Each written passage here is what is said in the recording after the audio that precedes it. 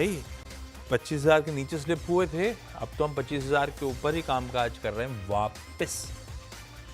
तो कुछ नहीं, एक रेस्ट डे और वो भी बुरा नहीं जा रहा है।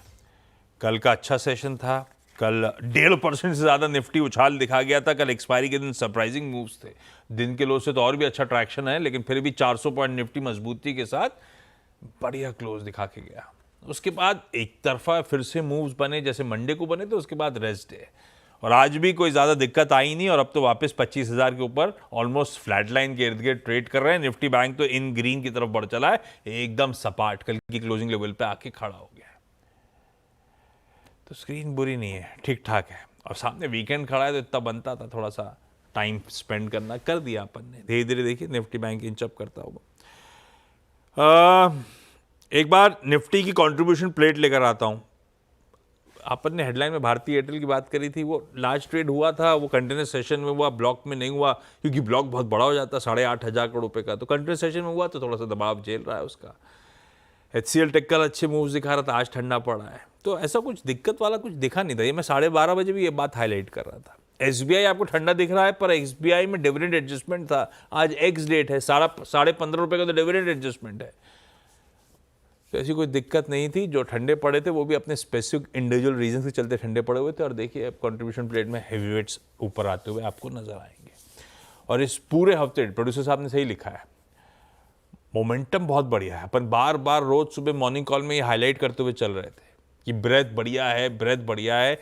मंडे से लेकर आज फ्राइडे तक टचवुड ब्रेथ टकाटक बनी हुई है। यह है असली मूड का बैरोमीटर।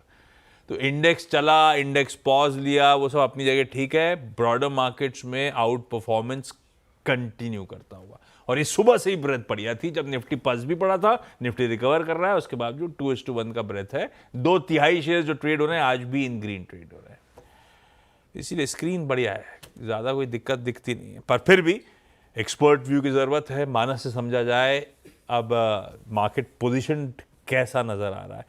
मानस पहले तो निफ्टी या निफ्टी बैंक, जिसमें ज़्यादा क्लियर कट ट्रैजेक्टरी ज़्यादा समझ में आ रही है? देखिए निफ्टी पे शॉर्ट टर्म ट्रेडिंग कॉल लेना बेहतर रहेगा, क्योंकि जिस तरह का ब्रेकआउट कल हमने देखा है आशीष जी, उसको देख के लग रहा है कि आज जो मॉर्निंग से हम देख रहे हैं वो केवल एक पॉज है।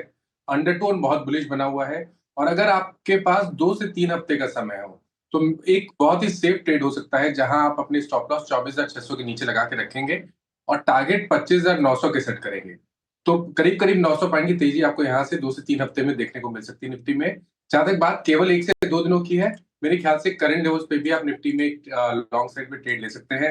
आपके जो स्टॉप लॉसेस हैं वो 24,900 के नीचे लगा के रखिए और 25,250 के टारगेट सेट करके रखिए। लीजिए भाई साहब, इधर वेज छोटी अवधि 102 दिन का मूड हो तो भी खरीदारी करने का मन, 2 लेवल्स में बाय इनिशिएट कर सकते हैं। 24,900 के स्टॉप के साथ 250 तक की शायद तैयारी कर रहा हो, 25,250 की। और अगर इंतजार कर सकते तो और कन्विक्शन बढ़ जाता है। 2 से अपने को क्या है, पैसा कमाने के लिए आए बाजार में, इंतजार कर लेंगे 2 से 3 हफ्ता और भी बेहतर समीकरण बैठ रहे हैं। उस केस में 24,600 के स्टॉप के साथ पोजिशनली भी लॉन्ग करने का मन। और निफ्टी बेहतर पोजीशन है निफ्टी बैंक से, ऐसा है क्या? देखिए शॉर्ट टर्म के लिए तो बिल्कुल सही है, क्योंकि देखिए बैंक निफ्टी में कंसोलिडेशन जो मेरे ख्याल से 22 अप्रैल से शुरू हुआ है वो अभी भी कंटिन्यू है। लेकिन अगर आपको निफ्टी में देखें तो जो 22 अप्रैल से कंसोलिडेशन था वो तो करीब 3-4 दिन पहले ही उसमें ब्रेकआउट आ गया है। तो शॉर्ट टर्म के हिसाब से तो निफ्टी ज्यादा बेहतर लग रहा है। मतलब वो जो अपन ने हाइस्ट हुए थे ऑलमोस्ट 56,000 कुछ के, जी जी, वो वहां पे नहीं पहुंचा, इसीलिए इसमें ज्यादा निफ्टी ज्यादा स्ट्रेंथ दिख रही है क्योंकि इसने जी अपने जी, प्रीवियस हाइज को ब्रीच कर लिया है। बिल्कुल सही है आपने, बिल्कुल सही। ठीक बात, ठीक बात। तो निफ्टी बैंक से बेहतर निफ्टी पोजीशन है, तेजी का मन, चाहे छोटी अवधि चाहे पोजिशनल। कोई स्टॉक्स जो खास तौर पे आपको पसंद आ रहे हो मानस जी? तो देखिए पहला तो जो रियल्टी स्पेस है वो पिछले अभी करीब आधे घंटे से आप देखिए तो रियल्टी स्पेस में काफी बाइंग इंटरेस्ट देखने को मिल रहा है। आई थिंक अगर एक ट्रेड लेना होगा तो डीएलएफ पे ट्रेड लिया जा सकता है, जहां 709 के स्टॉप लॉस से आप 740 के टारगेट के लिए खरीदारी कर सकते हैं। और जो दूसरा स्टॉक है वो जीएमआर एयरपोर्ट्स का है। यहाँ पर भी आप देखें तो जो पिछला हाई था उसको ऑलमोस्ट ब्रेक कर रहा है स्टॉक। आई थिंक यहाँ पर एक अपॉर्चुनिटी अभी भी दिखती है। करंट लेवल्स पे 88 के स्टॉप लॉस से खरीदारी करेंगे, 95 रुपीज के टारगेट सेट करेंगे। जेएमआर एयरपोर्ट्स बढ़िया मूव्स दिखा रहा है स्क्रीन पे। और डीएलएफ के मेरे ख्याल से मंडे को रिजल्ट्स आने हैं। रियल एस्टेट अच्छा कर रहा है, दिग्गज जो स्पेस का डीएलएफ अच्छा कर रहा है, ये प्रेफर्ड पिक है। दो बाय साइड के आइडियाज आ गए, दोनों रियल्टी इंफ्रा रिलेटेड स्टोरीज हो गई आपकी स्क्रीन पे, हाई बीटा स्टोरीज जो शायद यहाँ से आउट परफॉर्म करती हुई नजर आए। मानस जी थैंक यू सो मच जुड़ने के लिए। मानस होंगे अब आप कमाई का अड्डा यानी कि 2 बजे के पैनल में, तब और बातचीत हो जाएगी। इस बीच कुछ इंडिविजुअल स्टॉक्स दिखा देता हूं। ऑटोज आउट परफॉर्मेंस कंटिन्यू कर रहा है, अभी भी इस समय बजाज ऑटो खींचे स्क्रीन पे, आइशर मोटर्स लेकर आइए। कल अपन ने हीरो मोटोकॉर्प, टाटा मोटर्स, फिर बाद में तो सारे ऑटोज ने अच्छा ही करा था, लेकिन उनके थ्रू मूव्स अच्छे एंजॉय कर रहे थे। आज बजाज ऑटो अच्छा कर रहा है, इस समय 1.5% का उछाल और पिछले कुछ मिनटों में और तेजी तूल पकड़ी बजाज ऑटो की। आइशर ये देखिए, बजाज तो गजब कर रहा है, आइशर भी अच्छा मूव दिखाने की कोशिश करता हुआ। खैर चलिए अब मैनेजमेंट की तरफ बढ़ा जाए। ब्रिगेड इंटरप्राइजेस, ब्रिगेड ग्रुप के सीएफओ जयंत मनमटकर सर जुड़ते हुए। Jayant sir hi, good afternoon.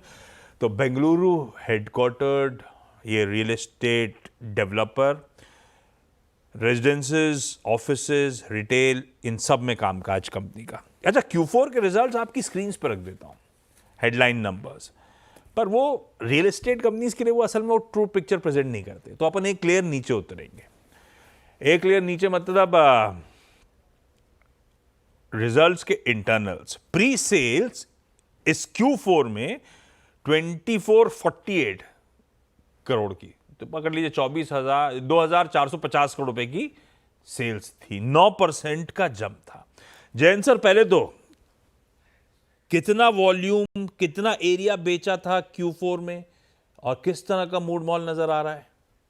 तो Q4 में जैसा कि आपने देखा 2,448 48 करोड़ का pre sale, pre sales revenue है। Corresponding area is about 2.02 million square foot is what we have sold, and our average price realization is around 12,000 rupees for quarter 4. And what we really see is that the initial market for last few months or few quarters was in a price discovery mode. So there was a lot of urgency for the end users, buyers to close the deal and buy. Now, as we speak today, market price discovery mode से बाहर आ चुका है. अभी price is not really a worry for customer price increase, and therefore they are taking a little more time. But जो site पे customer की site visits है, interest in closing the deal and actual decisions which they are closing, वो फिर भी fundamentally strong है. मतलब quarter के दौरान एक समय ऐसा बीच में आ रहा था जब प्राइस डिस्कवरी मतलब बेसिकली आपसे आके फुटफॉल्स हो रहे थे, लोग बातचीत कर रहे थे, भाव तोल कर रहे थे, लेकिन कन्वर्जन्स नहीं हो रहे थे।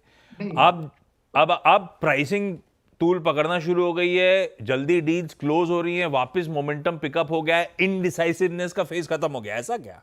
थोड़ा मैं आपको करेक्ट करूंगा. Price discovery mode means prices were going up. If you see the Bangalore market where we operate, even Hyderabad market, the prices have significantly gone up. And that's where when the customer used to visit earlier, he used to always have a fear of price increase, and therefore they would in fact close the deal very fast. So that phase of price increase expectation is now settled. The prices are pretty much achieved their peak, I would say, and therefore that risk customer does not feel now. तो अभी उनको थोड़ा time ज्यादा भी लेना है close करने के लिए डील, तो वो ले सकते हैं. तो आसान शब्दों में, क्योंकि आपने इस क्वार्टर Q4 की एवरेज प्राइस रियलाइजेशन थी 12,082 रुपए पर स्क्वायर फीट. पिछले साल Q4 से कंपेयर करें तो 47% का जंप. तो पहले ऐसा हो रहा था कि आज इंक्वायर करके गया, परसों जैन जी से मिलने आया वापस, तो जैन जी ने 10 रुपए भाव बढ़ा दिए, 20 रुपए भाव बढ़ा दिए, ऐसे भाग रही थी प्राइसेस. अब कह रहे हो आप प्राइसेस मोटा मोटी स्टेबलाइज हो गई हैं, अब वो रश करने की जरूरत नहीं है, तो अब समय लग रहा है डील क्लोजर्स में, ऐसा? बिल्कुल सही.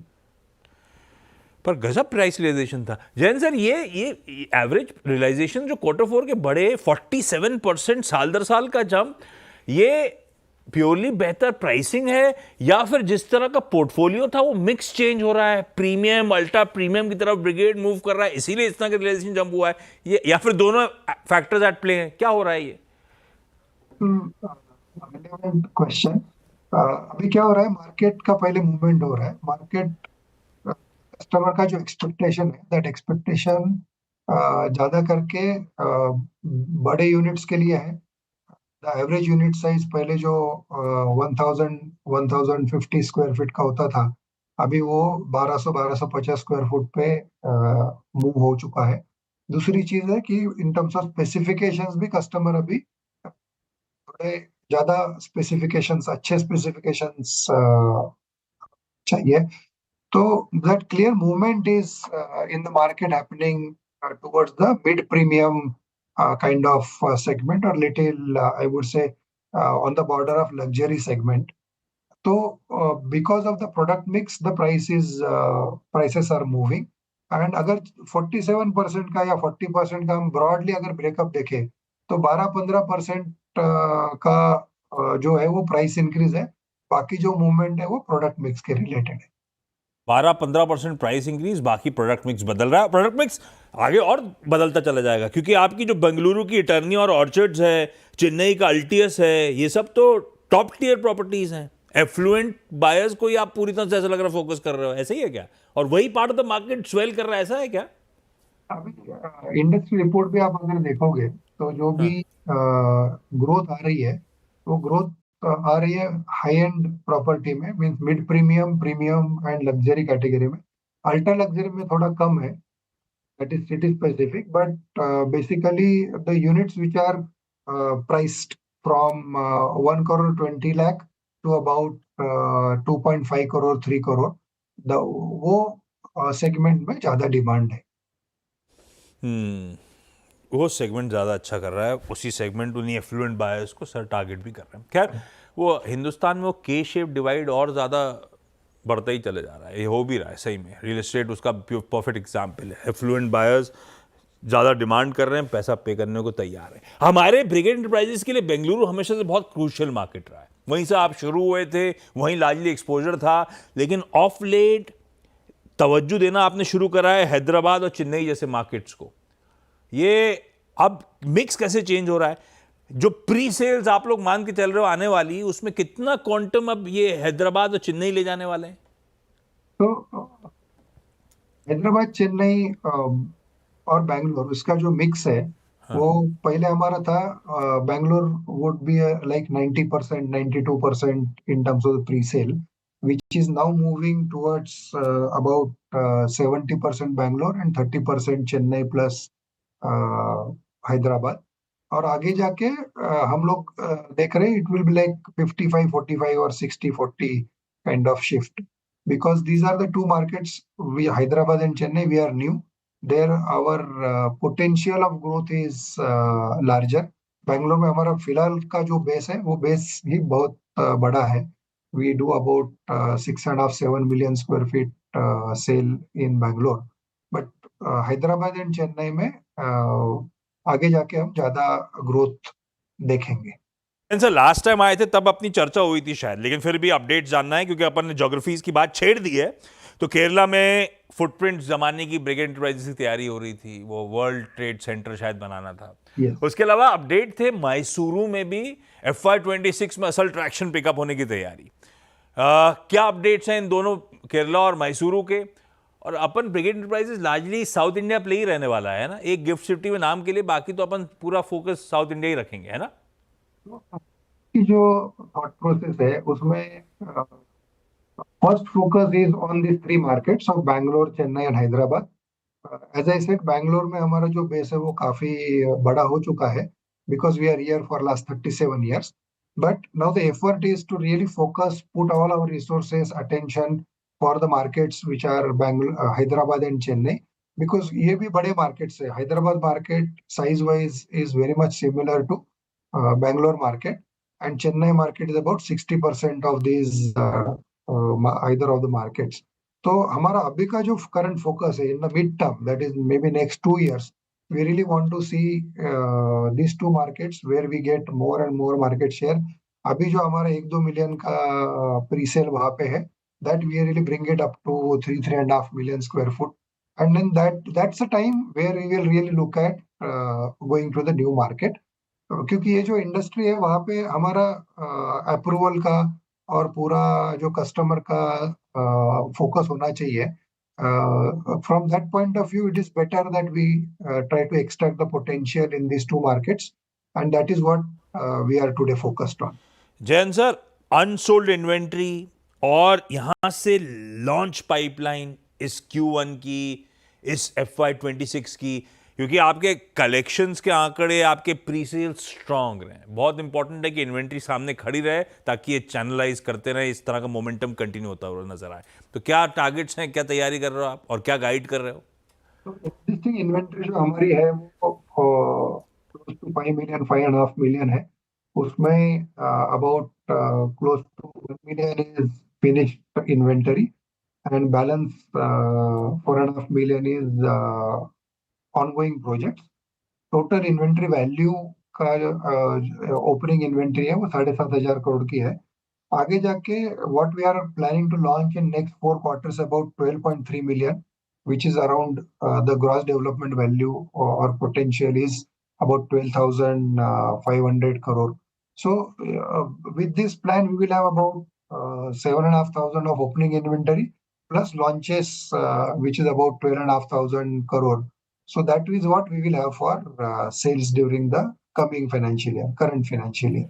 अच्छा, एक लास्ट सवाल, वो हॉस्पिटैलिटी पोर्टफोलियो की लिस्टिंग है, क्या अपडेट सर? Sir, hospitality के लिए since we have got the approval for DRHP, we are governed by the publicity guidelines. तो वहाँ पे माफी चाहता हूँ, लेकिन हम वहाँ पे कुछ ज्यादा बात नहीं कर पाएंगे because of the regulatory restrictions. अच्छा, ये तो बता दो, FY26 में आ रहा होगा ना? See, अभी का जो पोजीशन है उसमें whenever we get approval window, that's the time it will come, but it depends upon the market. ज्यादा उसके ऊपर बात नहीं कर पाएंगे हम. चलिए जयंत सर, जब बात हो पाएगी तब उस पर भी करेंगे. थैंक यू सो मच आज जुड़ने के लिए. ब्रिगेड इंटरप्राइजेस आज स्टॉक अच्छा चल रहा है, 4-4.5% की अब मजबूती. अभी मानस ने DLF का ट्रेड भी दिया था. रियल एस्टेट अपने आप में अच्छा कर रहा है और ब्रिगेड काफ़ी अच्छा कर रहा है उस पूरे पैक में. पर ब्रिगेड इंटरप्राइजेस लंबी अवधि के लिहाज से क्या एक अट्रैक्टिव बेट है? जान लेते हैं जियोजीत के गौरांग सर जुड़ते हुए. गौरांग सर, कैसा लगता है ब्रिगेड इंटरप्राइजेस आप लोगों को? धन्यवाद आशीष, सभी को प्रणाम और शुभ दिन हमारे तरफ से. तो एक समय पर हमारी कवरेज हुआ करती थी, फिलहाल है कि नहीं मुझे याद नहीं आ रहा, लेकिन रियल एस्टेट सेक्टर अगर आप क्षेत्र की बात करें तो बहुत अच्छा लगता है आशीष. और मेरे ख्याल से जिस प्रकार से रजिस्ट्रेशन हो रहे हैं दोनों ही कमर्शियल और रेजिडेंशियल प्रॉपर्टीज के, खास करके मुंबई जैसे शहर में और बाकी अन्य शहरों में प्रोजेक्ट्स लगे हाथ बिक रहे हैं. बड़े बड़े प्रोजेक्ट्स 3-3, 4-4, 5-5 करोड़ के प्रोजेक्ट्स 2-2, 3-3 दिन में सोल्ड आउट हो जाते हैं. हमारी जो कवरेज है रियल एस्टेट सेक्टर में आशीष, वो DLF, गोदरेज प्रॉपर्टीज और प्रेस्टीज एस्टेट्स, ये 3 कंपनियों पर हमारी खरीदारी की राय है. लेकिन ब्रिगेड भी एक मजबूत और सक्षम कंपनी है. Perfect. Gaurang sir, thank you so much जुड़ने के लिए. कोई छोटा सा ब्रेक के उस पार एक क्विक मार्केट चेक.